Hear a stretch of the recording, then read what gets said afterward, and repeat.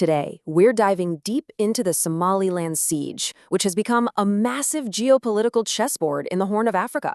We're talking about a de facto state that suddenly found itself right at the center of a very high-stakes international showdown. All right, before we jump in, we just need to get a couple of things straight. It's really important for you to know that the views and perspectives you're about to hear do not necessarily represent the personal views of the curator of the Intellectual Nomad.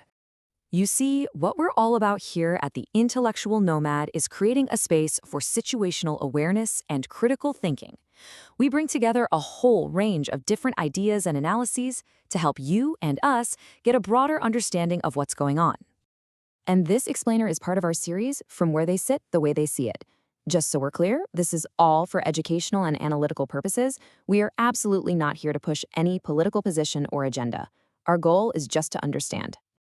So that brings us to the core question, right? How on earth did one single diplomatic decision lead to an entire nation being put under siege?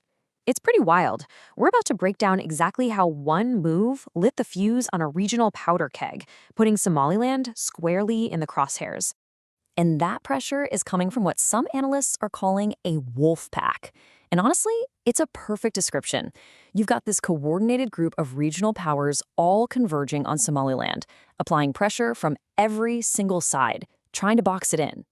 Okay, so let's get into it. Section 1, the spark and the siege. We're going to look at that one single act that triggered this whole regional backlash. You know, the speed of this thing was just stunning. It all kicked off in late 2025 when Israel recognized Somaliland's independence. And boom! Instantly, a conflict that had been frozen for years just exploded into an international crisis. Almost overnight, a whole coalition of nations jumped in to counter it. And by early 2026, the squeeze was on big time. And just look at who's in this coalition. It is broad, to say the least. You've got Turkey, China, Saudi Arabia, Qatar, Djibouti, Egypt. I mean, you have regional rivals and global powers all on the same team here.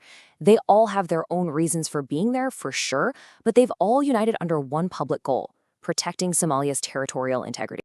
Right, so this isn't just a bunch of angry press releases. No way. There's a very real, very clear strategy to encircle Somaliland.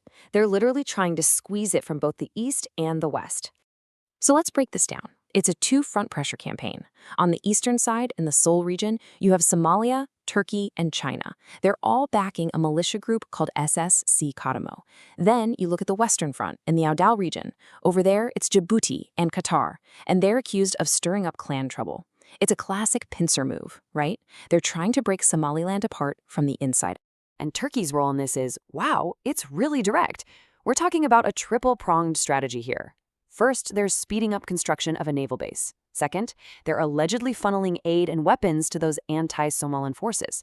And third, they're actually training local clan members to create their own loyal proxy force. This isn't just dabbling, this is a full-scale intervention. Now, China's playing a different game. It's more of a soft power approach. But don't let that fool you. It's just as effective.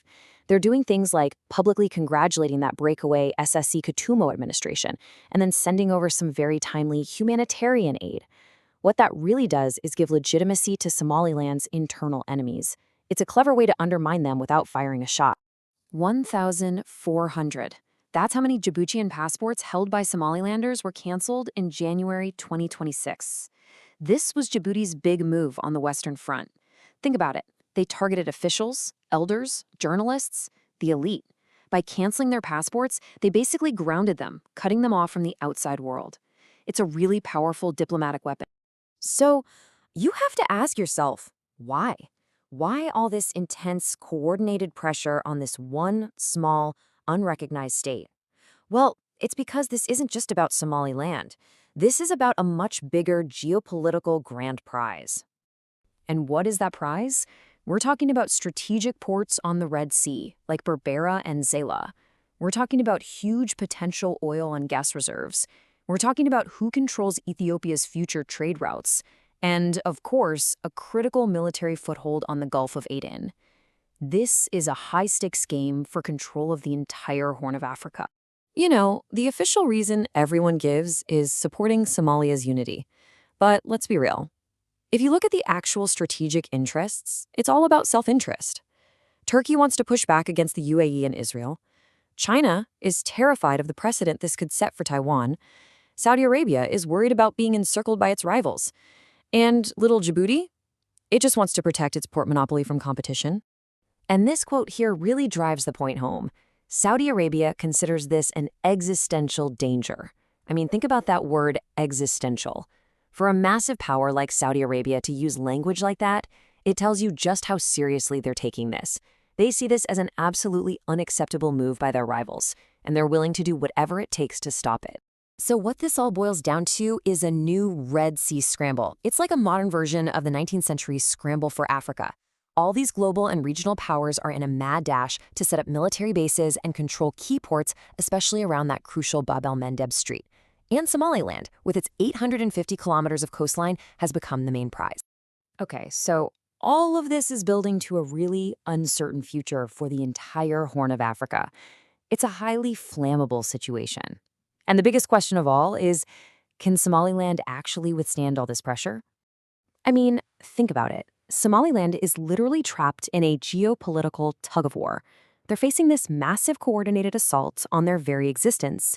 The autonomy they fought so hard to build over 30 years, it's now hanging by a thread, just squeezed by this powerful coalition. Which leaves us with the ultimate question, doesn't it? Is there any way for Somaliland to survive this siege? Can it find a powerful ally to help it push back against the Wolfpack? Or is it going to be forced back into Somalia's arms? The answer could decide the fate of the entire region. You know, in a region that's going through such fundamental, such unprecedented change, it's absolutely critical that we examine these issues from every possible angle.